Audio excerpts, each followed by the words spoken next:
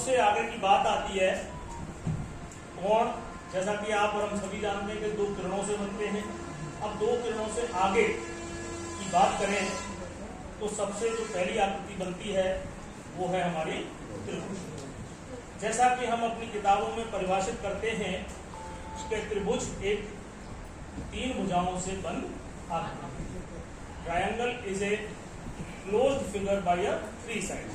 तीन भुजाओं द्वारा बंद आकृति को त्रिभुज कहते हैं। ठीक है।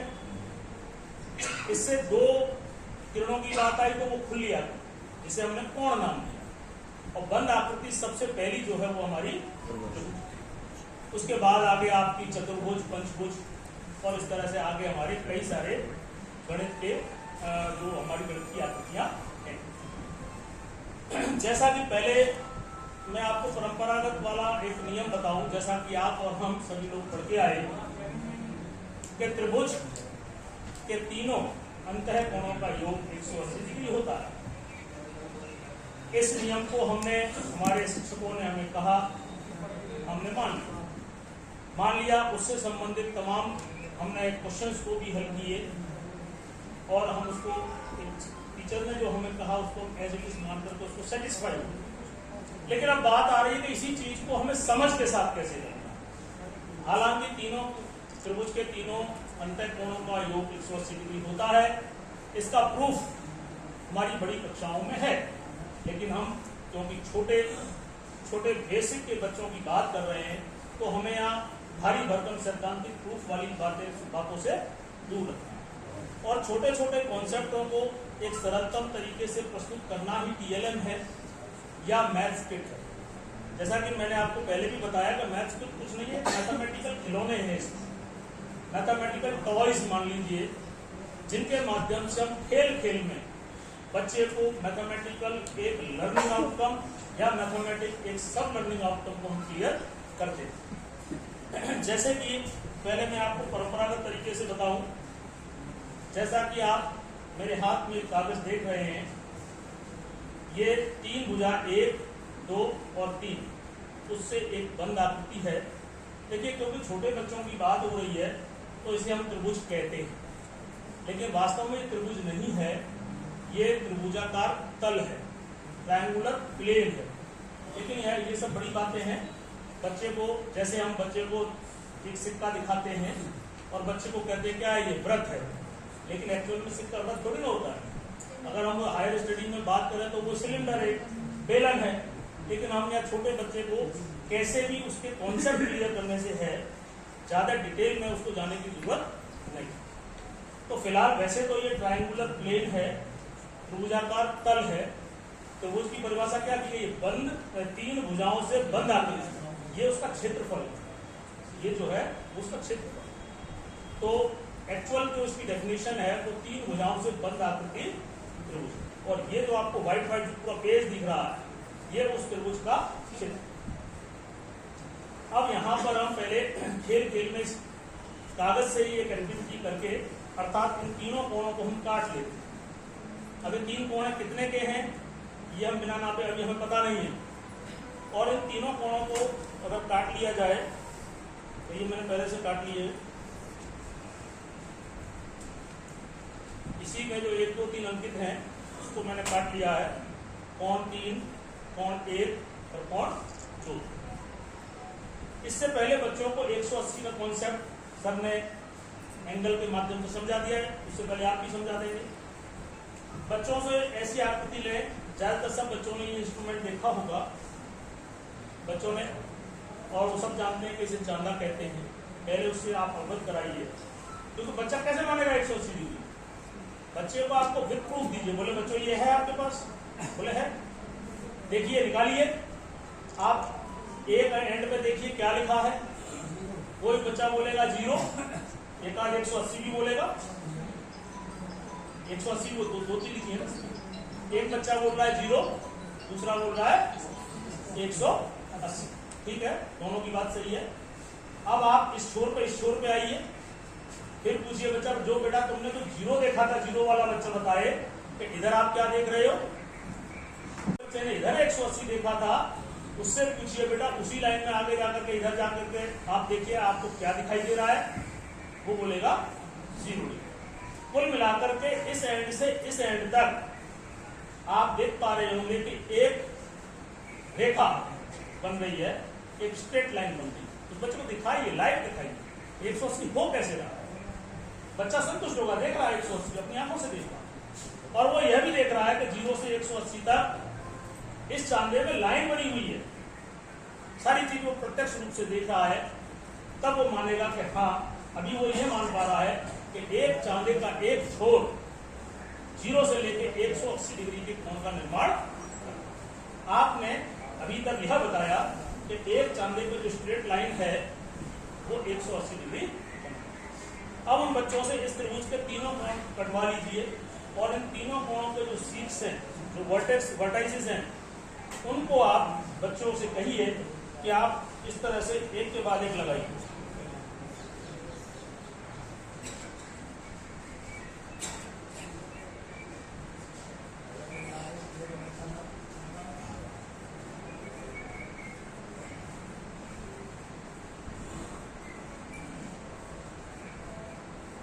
थोड़ा यहाँ बन नहीं पा रहा है, आप बना के देख सकते हैं। एक सीधी रेखा आ जाएगी,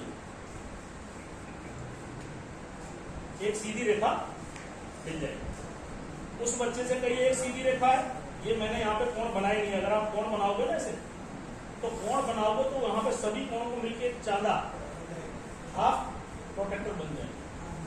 बच्चे को बताइए, देखो बेटा ये हाफ प्रोटेक्टर बन गया, चांदा बन गया, और ये सीधी एक रेखा भी बन गई।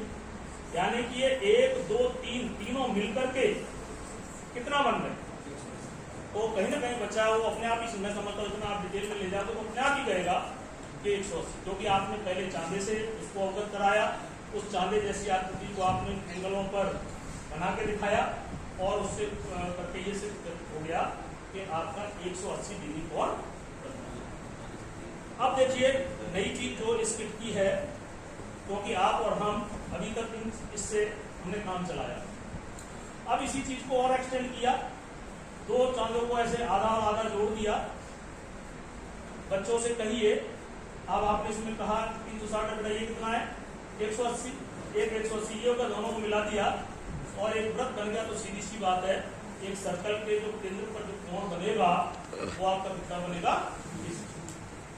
आपको बुलवाना नहीं पड़ेगा, दोनों हाथ पकड़ा लो 180, वो क्या बोलेगा 180 180 360। नहीं तो वैसे आपको काफी मूड मारना पड़ेगा 360 उसको याद करवाने के लिए और उसको रटवाने के लिए। ये रटने वाली बात नहीं हो गई, ये कहीं ना कहीं बच्चा स्वयं अपने हाथों से चांदों को पकड़ पकड़ के 180 और 180 देख पा रहा है, और उनको जोड़ करके 360 तक वो पहुंच पा रहा है। अब देखिए इस ट्रायंगल के अंदर 3 स्ट्रिप्स के माध्यम से इस ट्रायंगल को बनाया गया है। 3 स्ट्रिप्स हैं और तीनों कोणों पर ये प्रोटेक्टर लगाएगा। प्रोटेक्टर का एकमात्र उद्देश्य है कि बच्चे को कोण से मतलब कोण नपवाना। मैंने कह दिया कि यह एक त्रिभुज है, और इस त्रिभुज के ये जो कोण हैं वो अंतः कोण कहलाते हैं, और वो 180 डिग्री होता है। बच्चों आपने ये कागज पे पहले ही पूर्व में सीख लिया। अब ये सही बात की है कि नहीं, अब मैंने यहाँ पे आपको 180 जरूर बता दिया, लेकिन ये कोण कितने कितने डिग्री के थे ये मुझे पता नहीं। इस एक्टिविटी से मैंने केवल यह पाया कि तीनों कोणों का एक योग 180 डिग्री हो रहा है, लेकिन इन प्रत्येक कोण का मान कितना है ये मुझे भी पता नहीं। और डिटेल में जाते हैं तो अब हमने इस ट्रायंगल को लिया, इस त्रिभुज को बनाया, तीनों त्रिभुजों पर इस स्क्रू के माध्यम से 3 हमने यहाँ पर प्रोटेक्टर लगाए। इन प्रोटेक्टरों का उद्देश्य केवल और केवल आपके अंतर कोणों को नापना, ज्योमेट्री के वर्ग से जोड़। अब जैसा कि इसमें वर्ग क्यों बना, जैसे मान लो मेरा एक आयत है, मान लो ये 5 है और ये 6 ले लीजिए, 5 × 6। तो 5 का मतलब क्या है, मैं इसमें 5 खाने करूंगा, ठीक है। और इधर क्या हो गया मेरे 6, 1 2 3 4 5 और ये सारे इक्वल साइज हैं। 1 by 1 1 1 का ये स्क्वायर हो गया, 1 स्क्वायर 2 3 4 इस तरह आप गिन लेना कितने हो जाएंगे 30, 5 into 30। और इसका हम एरिया क्या निकालते हैं 30, अगर ये सेंटीमीटर में है तो सेंटीमीटर स्क्वायर। तो बच्चों को बताइए ये वर्ग जो है ये ज्योमेट्री का वर्ग, ये क्या है, ये चीज है, कितने वर्ग है इसके, कितने वर्ग है 30। इसलिए क्षेत्रफल का मात्रक जो है वर्ग इकाई, या दूसरे शब्दों में शॉर्ट में जैसा कि मैडम ने कहा 2 विमा, यहाँ भी 2 विमा आ गई, एक लंबाई और एक, तो वो शॉर्ट में तो वो हो गया। और डिटेल में ले जाना है तो बच्चों को बताइए कि क्षेत्रफल का मात्रक वर्ग क्यों होगा। क्योंकि किसी भी आकृति को ले लीजिए, चाहे वो त्रिभुज हो, चतुर्भुज, पंचभुज, कुछ भी हो, चाहे मैथ में इरेगुलर फिगर्स ही क्यों ना हो, अगर उनका आपको एक्सेप्ट एरिया निकालना है तो छोटे छोटे वर्गों में तोड़ना होगा। जितने छोटे छोटे, जैसा कि अभी बताया था सर्कल को, जितने छोटे छोटे सर्कल के पार्ट कर देंगे उतना ही एरिया एक्यूरेट होगा। इसी प्रकार अगर मान लो कोई हमारे पास इरेगुलर फिगर है, मान लो ऐसी इस तरह की फिगर है, क्षेत्रफल तो भाई इसका भी निकलेगा लेकिन इसका एक्यूरेट नहीं निकलेगा। ये तो जुगाड़ बनाइए वैसे इस तरह से करके करके उसको छोटे छोटे इस तरह से जितना ऊपर लोगे इस पर बना लोगे, एक अप्रोक्सीमेट इसका एरिया निकलेगा। अगर आपको बताऊं इसमें एक इंस्ट्रूमेंट है जियो बोर्ड। ये जियो बोर्ड का उद्देश्य यही है, अगर आप देख पा रहे होंगे तो इसमें छोटे छोटे स्क्वायर बने हुए हैं। ये स्क्वायर जो मैंने बताया वो वही चीज बताने के लिए इस इंस्ट्रूमेंट को किट में दिया गया है। अगर आपको एरिया निकालना है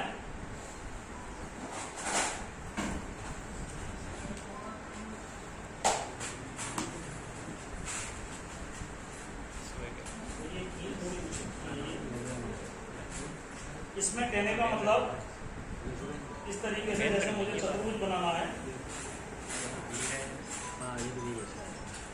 चलो त्रिभुज बनाना, मान लो थोड़ी देर के लिए त्रिभुज बनाना है, तो मैंने 3 ये की लगा दी, देखना थोड़ा ये निकल जाती है, मैं चढ़ा नहीं रहा, इस पर रबर चढ़ाई निकल के भागती है, इसकी आंख लग सकती है। इस पर आपने रबर बैंड लगा दिया और रबर बैंड लगा करके आपने क्या किया, एक त्रिभुज बना दिया। अब ये ट्रायंगल मुझे नहीं पता कैसा है, इक्विलेटरल ट्रायंगल का मेरे पास फॉर्मूला है जिसका आधार और लंब पता है, उसका मैं निकालना जानता हूं। तीनों भुजाएं पता है मुझे हीरोस फॉर्मूले से, उसे निकालना जानता हूं।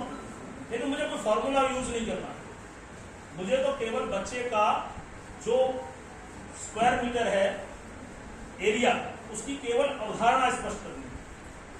बच्चा त्रिभुज का कोई सूत्र नहीं जानता, आप इसमें रबर बैंड लगा दें। इस रबर बैंड के अंदर जितने भी स्क्वायर घिर जाएंगे, कंप्लीट स्क्वायर घिर गए वो तो कंप्लीट हो ही गए, जो कहीं पे भी थोड़े बहुत कम और ज्यादा रह गए तो उसके लिए इसमें फॉर्मूला दिया है कि अगर आधे से कम गिर रहा है तो उसे आप छोड़ दो, आधे से ज्यादा गिर रहा है उसे पूरा ले लो, और इसका एरिया जो है वो very very near to accurate निकलेगा। 100% एक्यूरेट नहीं निकलेगा, 100% एक्यूरेट नहीं निकलेगा, लेकिन वेरी वेरी नियरली इक्वल निकलेगा। तो इस जियो बोर्ड से आप बिना नापे आप तमाम आकृतियां बना सकते हैं, ट्रायंगल बना सकते हैं, रेक्टेंगल बना सकते हैं, स्क्वायर बना सकते हैं, पंचभुज, षटभुज, और केवल रबर बैंड लगा करके उस बच्चों को दे दीजिए तो बच्चों इसके स्क्वायर गिनिए और मुझे बताइए कि इसका एरिया कितना। फिर आप उसको मैनुअल, मान लो थोड़ी देर के लिए आपने इक्विलेटरल ट्रायंगल लिया, फिर आपका जो फॉर्मूला है इक्विलेटरल ट्रायंगल का, या मान लो तीनों भुजाएं इसकी पता है, तो हीरोस फॉर्मूले से आप बच्चे को कॉपी पर निकलवाइए। बच्चे ने कुछ उसका निकाला, अब उस बच्चे से कहिए कि बेटा इस रबर बैंड में घिरे हुए स्क्वायरों को आप गिनो, और क्या आपने जो कैलकुलेट किया है क्या इससे मैच खा रहा है। इफ यस, तो कहीं ना कहीं उस बच्चे को दिमाग में क्षेत्रफल क्या होता है, अभी आपने केवल क्षेत्रफल की उसको संकल्पना क्षेत्रफल होता क्या है हमने कह तो दिया कि क्षेत्रफल क्या है, तो सभी भुजाओं से बंद आकृति और घिरा हुआ क्षेत्र क्षेत्रफल है, कह दिया। मान लिया, हमने भी मान लिया, सीख लिया, लेकिन जब जियो बोर्ड से उसको रबर बैंड से घेर करके उसको दोगे क्षेत्रफल और उससे कहोगे बेटा गिन, जितने भी स्क्वायर कंप्लीट है उसे पूरा गिन, जो आधे से ज्यादा है उसे पूरा गिन, जो आधे से कम है उसे छोड़। तो देखिए बच्चे इसको देखने में भी गलती करते हैं। जो आपकी प्रोटेक्टर की लाइन है वो इस स्ट्रिप की लाइन से पहले तो मैच करा, और मैच करा के उस बच्चे से इसको नापने के लिए तो बच्चा नापेगा। हालांकि ये यहाँ पे तीनों सेम स्ट्रिप हैं, तो यहाँ पे ये कैसा इक्विलेटरल ट्रायंगल बन रहा है, और यहाँ पे तीनों का 60-60 के होंगे। लेकिन आप थोड़ा सा इसको यहाँ फिट कर दीजिए, इस चीज को ये वाले को यहाँ कर दीजिए, तो ये जो है आपका इक्विलेटरल नहीं रहेगा। फिर उस बच्चे से कहिए कि बेटा आप इनको नापिए और एक कॉपी कर लीजिए। मान लो एक बच्चे ने ये आपका 80 नापा और ये 40 नापा, 80 और 40 कितना होगा 120, और फिर ये भी नाप लो, तीनों नब्बा का उसको टोटल करवाओ बच्चे से, टोटल करवाइए। तो अगर उसने सही नापा होगा तो निश्चित रूप से 180 डिग्री आएगा। लेकिन बच्चे हैं मानवीय भूल करते हैं, आप और हम कर जाते हैं, 2-4 डिग्री अगर नापने में वो गलती करते हैं। बच्चों को समझाइए कि बेटा आपने नापने में नहीं गलती की, त्रुटि है, लेकिन वो 180 डिग्री। आप ऐसे कम से कम 4-5 बार, जब तक बच्चा आपका न समझ पाए, और उसके बाद उस बच्चे को घर पे कहिए कि आप तमाम त्रिभुज बना लेना अपनी मर्जी से, और प्रोटेक्टर से अलग अलग नाप के और उनका टोटल करके लाना। यदि किसी भी बच्चे का 180 से ज्यादा है या 180 से कम आए तो मुझे बताओ।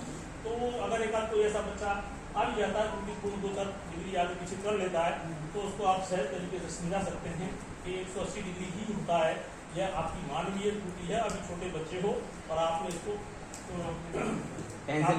आप उसको खुद अपने आगे नपवा करके उसको दिखा दीजिए, तो उसकी जो गलत फहमी है वो। अब बात आती है देखिए क्षेत्रफल, त्रिभुज के कोणों तक की बात हो गई। जैसा कि आप और हम सभी जानते हैं, पहली तो क्षेत्रफल की सबसे पहली शर्त है कि वो आकृति सभी तरफ से बंद होनी चाहिए। किसी भी खुली आकृति का क्षेत्रफल नहीं ज्ञात किया जा सकता, चाहे उसकी भुजाएं कैसी भी हो, आकृति इर्रेगुलर हो, क्षेत्रफल उसका भी निकलता है। जैसा कि मैंने अभी पहले बताया था, उसका थोड़ा अप्रोक्सीमेट क्षेत्रफल निकलेगा, लेकिन क्षेत्रफल तो है, क्षेत्र है, क्षेत्र बन रहा है, क्षेत्र फिर रहा है, तो क्षेत्रफल तो डेफिनेटली बनेगा। अब सबसे पहले क्षेत्रफल पे जाने से पहले उसकी एक एक चीज क्लियर कीजिए, क्षेत्रफल है तो बच्चे को बताइए कि ये जो है, जो स्ट्रिप्स दिख रही है वो ट्रायंगल है, और इसके बीच का जो ये है ये चित्र, इसमें जो भी आप मान लो ये खेत है, खेत की मेड़ है, खेत की मेड़ जो है मेड़ है, अगर वो आपकी ट्रायंगुलर को इंगित करती है, और उन मेड़ से घिरा हुआ जो भी क्षेत्र बन रहा है वो आपका क्षेत्र। त्रिभुज की ये जो लाइन है, इसमें तो मोटी स्ट्रिप दिखाई दे रही है, जबकि इतनी मोटी नहीं, ये 0 विड्थ की रेखा मानी गई, 0 विड्थ, ये सब काल्पनिक चीज है। 0 विड्थ की लाइन से जो बनता है वो ट्रायंगल है, लेकिन बच्चों को समझाने के लिए इसको हमने स्ट्रिप का प्रयोग किया। अब आइए क्षेत्रफल की मात्रक, वर्ग, वर्ग मीटर, वर्ग सेंटीमीटर, ऐसा क्यों, वर्ग ही क्यों है, 2D है।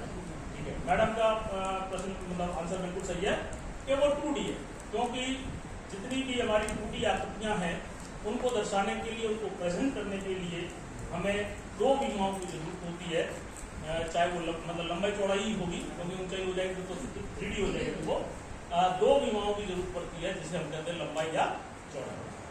अब बच्चा फिर भी कहता है कि वर्ग, तो उस वर्ग को देखिए, वर्ग में हमारे मैथ में 3-4 चीजें हैं वर्ग में। पहले वर्ग आइए हमारा न्यूमेरिकल वर्ग पे आइए।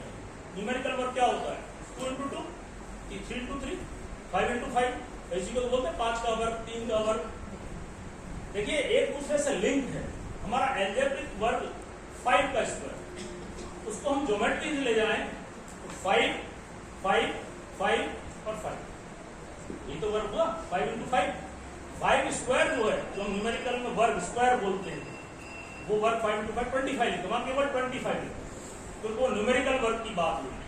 अब उस न्यूमेरिकल वर्ग को हम ज्योमेट्री में ले जाते हैं, तो वहां पे एक स्क्वायर यानी कि 5 भुजा वाला एक वर्ग 5 × 5 जो 5 स्क्वायर जो न्यूमेरिकल में है, वो ज्योमेट्री में हमारा कहीं ना कहीं 5 भुजा वाला एक वर्ग बताओ। अब आप मैनुअल जीरोस फॉर्मूले से जो एस ब्रैकेट अंडर रूट में S minus A S minus B उस वाले फॉर्मूले से निकालो और फिर मुझे बताओ कि उसका आंसर और इस जियो बोर्ड के आंसर से कितना मैच खाता। तो 99% वो मैच। तो इस तरीके से आप जो किताबी ज्ञान है उस किताबी ज्ञान को प्रैक्टिकल ज्ञान से जोड़ करके अगर सिखाएंगे तो कहीं ना कहीं हम करके सीखने वाले सिद्धांत पर काम कर रहे हैं। जो हम बच्चे को सिखा रहे हैं कॉपी किताब में सिखा रहे हैं, किताबों में सिखा रहे हैं, किताबों में तो सब कुछ है, फिर हमारी आवश्यकता क्यों? जो हम इतना सिखा रहे हैं ये किताब में नहीं दिया कि जियो बोर्ड में इस तरह से सिखाइए उस तरह से सिखाइए, दिया है तो बहुत शॉर्ट में दिया, एक आध एग्जाम्पल के माध्यम से दिया। हम शिक्षकों का ही तो ये कार्य है कि उस किताबी ज्ञान के कठिन प्रोसेस को हम अपने बच्चों से अपने बच्चे के लेवल से कन्वर्ट करें और उन तक पहुंचाएं। हर विद्यालय का लेवल एक जैसा नहीं होगा, इसलिए हर टीचर की जिम्मेदारी और तरीका भी अलग अलग होगा। जहां बच्चे ज्यादा कमजोर हैं वहां शिक्षक को पीछे बैक से चलना होगा, पूर्व ज्ञान में थोड़ा समय देना होगा और उसको लाना होगा। जहां बच्चे हमारे अच्छे हैं वहां वो थोड़ा सा आपका काम आसान है। तो ये जियो बोर्ड जो है इस इंस्ट्रूमेंट का उपयोग जो है वो क्या है, क्षेत्रफल की अवधारणा को स्पष्ट करना विदाउट एनी कैलकुलेशन, केवल स्क्वायर्स को गिनकर। तो इसी तरह से ये अब आपका जो त्रिभुज है इस तरह इस त्रिभुज के क्षेत्रफल पे भी बात है। अब इसी से संबंधित आप त्रिभुज हो गया, एक सिंपल त्रिभुज की बात हो गई। अब त्रिभुज के जितने भी प्रकार हैं एक एक करके आप उसे एक्सप्लेन कर दीजिए। बच्चे से कहिए देखो मैं अभी इसको समबाहु त्रिभुज बना रहा हूं, इसके तीनों कोणों को नापिए और जोड़िए। अब मैं विषमबाहु त्रिभुज बना रहा हूं, तीनों कोणों को नापिए और लिखिए। अब मैं समकोण त्रिभुज बना रहा हूं, तीनों कोणों को नापिए और लिखिए। इस तरीके से विभिन्न प्रकार के त्रिभुजों को बना करके उनके कोण नपवाएंगे आप तो वो कहीं ना कहीं उसको कर सकते। इसी प्रकार कोण के आधार पर जो त्रिभुज होते हैं ये तो मैंने भुजा के आधार पर बताए, न्यून कोण त्रिभुज, अधिक कोण त्रिभुज, बना करके समकोण त्रिभुज, इस तरह से उसको एक प्रैक्टिकल के रूप में उसको टास्क दीजिए और निश्चित रूप से वो खेल में इसको करने का प्रयास करेगा। तो त्रिभुज से संबंधित जितनी मेरे पास जानकारी थी वो मैंने आपको देने का प्रयास किया। प्रकार है एक एक करके आप उसे एक्सप्लेन कर दीजिए। बच्चे से कहिए देखो मैं अभी इसको समबाहु त्रिभुज बना रहा हूँ, इसके तीनों कोणों को नापिए और जोड़िए। अब मैं विषमबाहु त्रिभुज बना रहा हूँ, तीनों कोणों को नापिए और लिखिए। अब मैं समकोण त्रिभुज बना रहा हूँ, तीनों कोणों को नापिए और लिखिए। इस तरीके से विभिन्न प्रकार के त्रिभुजों को बना करके उनकी कोण नपवाएंगे आप तो वो कहीं ना कहीं उसको करना। इसी प्रकार कोण के आधार पर जो त्रिभुज होते हैं ये तो मैंने भुजा के आधार पर बताए, न्यून कोण त्रिभुज, अधिक कोण त्रिभुज, बना करके समकोण त्रिभुज, इस तरह से उसको एक प्रैक्टिकल के रूप में उसको टास्क दीजिए और निश्चित रूप से वो खेल में इसको करने का प्रयास करेगा। तो त्रिभुज से संबंधित जितनी मेरे पास जानकारी थी वो मैंने आपको देने का प्रयास किया। बहुत बहुत धन्यवाद।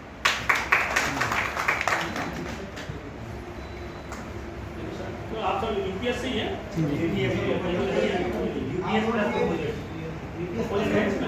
आप लोगों ने सोचना है 15 सितंबर आज से और 20 सितंबर तक स्कूल इस लेवल पर एक कॉम्पिटिशन होगी बच्चों